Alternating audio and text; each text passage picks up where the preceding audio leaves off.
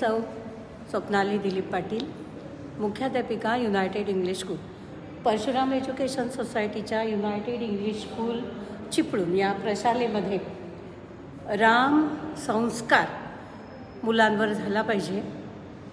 राम आणि रामांविषयीचे जे विचार आहेत ते विचार मुलांनी आत्मसात करणं आवश्यक आहे. या सर्व गोष्टींसाठी मुलांच्या नसानसात किंवा मनामनामध्ये रामाचं वास्तव्य असायला हवं. 22 जानेवारी 2024 रोजी अयोध्येमधील राम मंदिर आणि त्या राम मंदिरामध्ये रामाची प्राणप्रतिष्ठा होणार आहे. या निमित्ताने देशभरामध्ये संपूर्ण वातावरण राममय होणार आहे.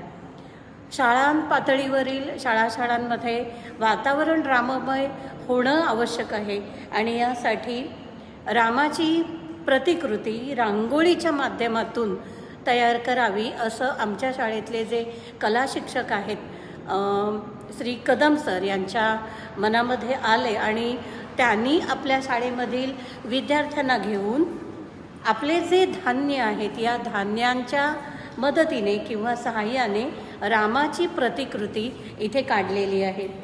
म्हणजेच रामाची रांगोळी अतिशय सुबक पद्धतीने धान्य, डाळी आणि अन्य तांदूळ यांसारखे पदार्थ या पदार्थांच्या सहाय्याने रामाची इथे रांगोळी काढली. अतिशय सुबक अशी रांगोळी आहे. आपण ती पाहू शकता आणि मला खात्री आहे आपल्या सगळ्यांना ती अतिशय मनापासून आवडेल आहे.